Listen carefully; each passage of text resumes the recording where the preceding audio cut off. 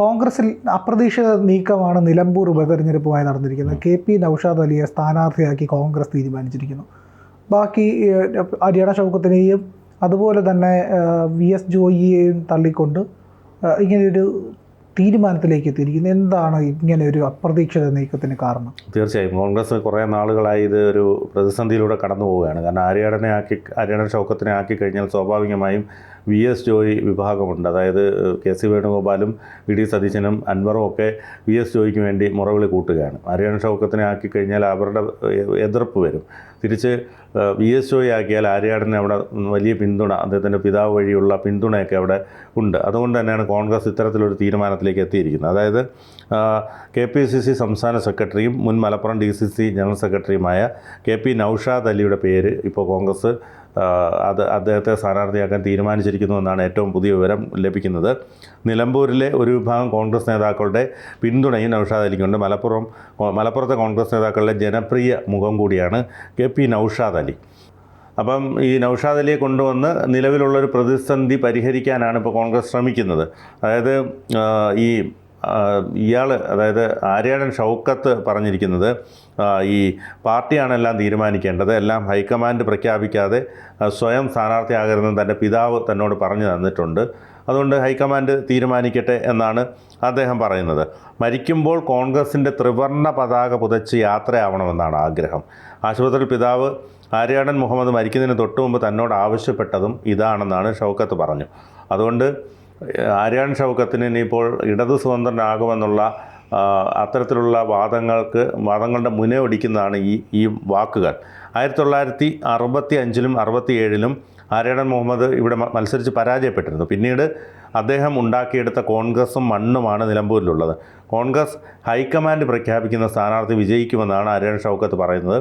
അപ്പോൾ KP നൗഷാദ് അലിക്ക് പിന്തുണ കൊടുക്കുമെന്നുള്ള ഒരു പ്രത്യക്ഷമായ ഒരു വാക്കുകളാണ് അദ്ദേഹത്തിൽ നിന്ന് പുറത്തു വരുന്നത്.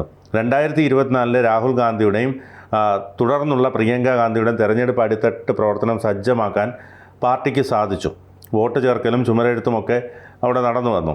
സ്ഥാനാർത്ഥിയെ പ്രഖ്യാപിച്ചാൽ മാത്രം മതി. നിലമ്പൂരിൻ്റെ ചരിത്രത്തിൽ ഇത്തരത്തിലൊരു ആവേശം ഉണ്ടായിട്ടില്ല. കാരണം ഇനി വളരെ പ്രധാനപ്പെട്ട ഈ രണ്ടാം പിണറായി സർക്കാരിൻ്റെ ഒരു വിലയിരുത്തൽ, അതോടൊപ്പം തന്നെ അടുത്ത നിയമസഭാ തെരഞ്ഞെടുപ്പിനുള്ള ഒരു മോഡൽ പരീക്ഷ എന്ന് തന്നെ വിശേഷിപ്പിക്കാം. കാരണം ഇവിടെ ആര് ജയിക്കും എന്നതിനെ ആശ്രയിച്ചിരിക്കും അടുത്ത ഭരണമാർക്കെന്നുള്ള ഒരു ചോദ്യം കൂടി, അല്ലെങ്കിൽ അതിനുള്ളൊരു ഉത്തരം കൂടി ഇവിടെ ലഭിക്കും.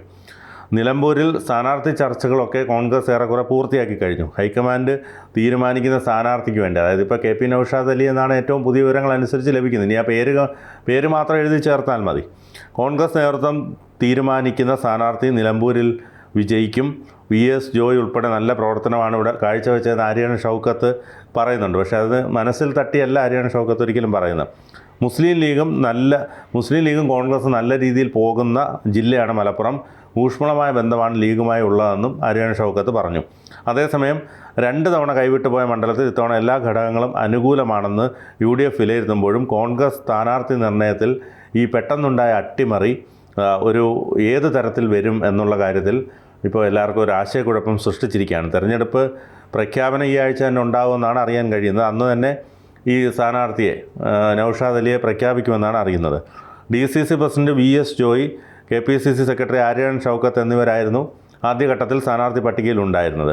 എന്നാൽ ഇവർ രണ്ടുപേരും ഇപ്പോഴും പിന്മാറാൻ സന്നദ്ധരല്ല എന്നുള്ള വാർത്തകളും ഉണ്ട്.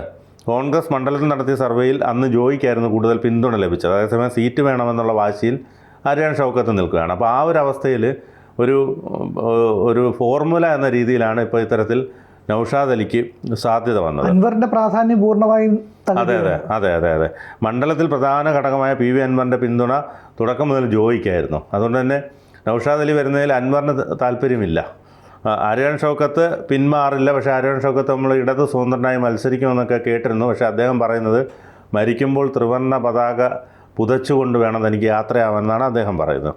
അതുകൊണ്ട് ഈ മൂന്നാമതൊരു പേരിലേക്ക് പിന്നെ ചർച്ചകൾ എത്തുകയായിരുന്നു.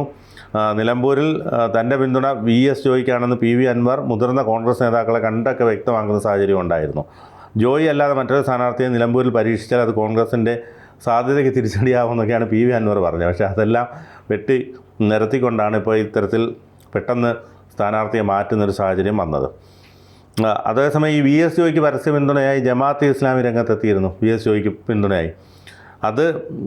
അത് തിരിച്ചടി ഉണ്ടാക്കും. കാരണം ജമാഅത്തെ ഇസ്ലാമി ആർക്കെങ്കിലും പിന്തുണ കൊടുത്തു കഴിഞ്ഞാൽ സ്വാഭാവികമായും കേരള സംസ്ഥാന ജംഇയ്യത്തുൽ ഉലമ, കേരള സംസ്ഥാന സുന്നികൾ, അതായത് ജംഇയ്യത്തുൽ ഉലമയുടെ സുന്നികൾ, AP സുന്നികൾ, കേരള നദ്വത്തുൽ മുജാഹിദീൻ തുടങ്ങിയ പരമ്പരാഗത മുസ്ലിം സംഘടനകൾ സ്ഥാനാർത്ഥികൾക്കെതിരെ തിരിയും. കാരണം ജമാഅത്തെ ഇസ്ലാമി പിന്തുണ കൊടുക്കുന്ന സ്ഥാനാർത്ഥിക്കെതിരെ ഇവരെന്തായാലും തിരിയും.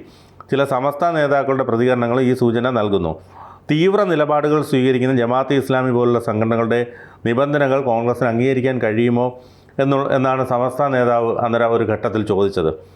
ഏതായാലും UDFൻ്റെ സ്ഥാനാർത്ഥി നിർണ്ണയത്തിൽ PV അൻവർ ഇടപെടുന്നതാണ് മുസ്ലിം ലീഗിൻ്റെ എതിർപ്പിൻ്റെ പ്രധാനപ്പെട്ട കാരണം. മുസ്ലിം ലീഗ് എതിർക്കാൻ പ്രധാന കാരണം തന്നെ ഈ PV അൻവർ ഇടപെടുന്നതാണ്.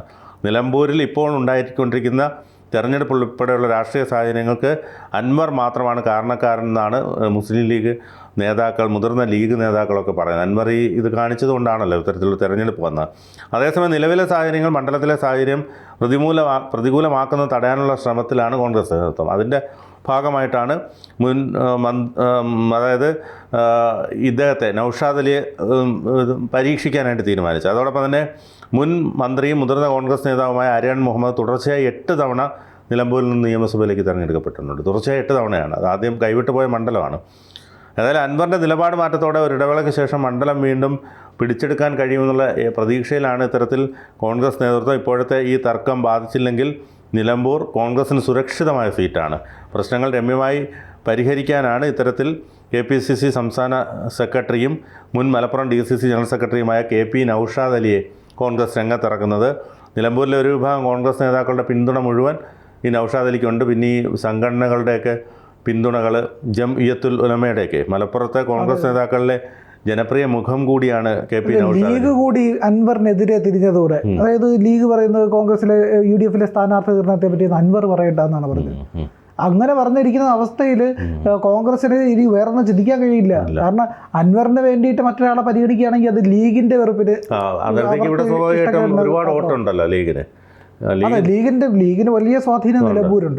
അപ്പൊ അങ്ങനെ വരുമ്പോഴത്തേക്കും ഈ അൻവറിന്റെ ഇടപെടലിന് ലീഗിന് ഇഷ്ടപ്പെടാതെ വരികയും അതിൽ ലീഗ് അൻവർ അഭിപ്രായം പറയേണ്ടതെന്ന് ലീഗ് പറയുകയും ചെയ്യുമ്പോഴത്തേക്ക് പിന്നെ ഉണ്ടാകുന്നത് സ്വാഭാവികമായിട്ടും ഈ അൻവറിന്റെ ഒരു വടംവലിക്ക് വിധേയരാകാത്ത ഇവർ രണ്ടുപേരും ആര്യാടനും VSJOY അതിന് വിധേയരായിരിക്കുക. അപ്പം അങ്ങനെ ആകാത്ത ഒരാളെ ഇറക്കുക എന്നുള്ളത് കോൺഗ്രസിൻ്റെ ആവശ്യമായിട്ട് മാറും. കാരണം വെറുതെ അൻവറിനെ അവിടെ ഒരു ഇടം കൊടുത്ത് അൻവറിനെ വലിയ ആളാക്കി കഴിഞ്ഞാൽ അതാണ് VSJOയെ തട്ടുന്നത്. VSJOയ്ക്ക് അത് പ്രതികൂലമായി ബാധിക്കുകയാണ്. നിലമ്പൂരിന്റെ കിങ് മേക്കറാണ് ഞാനെന്ന് സ്വയം പ്രഖ്യാപിച്ച് വന്ന അൻവറിനെ അവിടെ ഒരു അവസരം കൊടുക്കാൻ കോൺഗ്രസ് ഒരിക്കലും, ആ ബുദ്ധിമോശം കോൺഗ്രസ് ഒരിക്കലും കാണിക്കില്ല എന്നാണ് എനിക്ക് തോന്നുന്നത്. അതുമാത്രമല്ല, ഇനിയിപ്പോൾ ഈ CPMന്റെ സ്ഥാനാർത്ഥി ആര് എന്നുള്ളതാണ് ഉയരുന്നൊരു ചോദ്യം. CPMനെ സംബന്ധിച്ചിടത്തോളം ഈ ആര്യാടൻ ഷൗക്കത്തിനെ കിട്ടിയാൽ നല്ലൊരു സ്ഥാനാർത്ഥിയായിരുന്നു. പക്ഷേ ഷൗക്കത്ത് ഇപ്പോൾ പറഞ്ഞത് തനിക്ക് ത്രിവർണ്ണ പതാക പുതച്ചുകൊണ്ട് പോകണമെന്നാണ് പറയുന്നത്. അപ്പോൾ അതുകൊണ്ട് ഷൗക്കത്താവില്ല. അപ്പം സ്വാഭാവികമായിട്ടും ഇടത് സ്വതന്ത്രൻ എന്ന രീതിയിൽ വരുന്ന സ്ഥാനാർത്ഥി ഏതായിരിക്കും എന്നുള്ളതൊക്കെയാണ് ഇതിൻ്റെ ഒരു ഘടകം. അങ്ങനെ ഒരു സ്ഥാനാർത്ഥിയെ കണ്ടെത്താൻ LDFന് വിയർക്കേണ്ടി വരും ഉറപ്പായിട്ടും.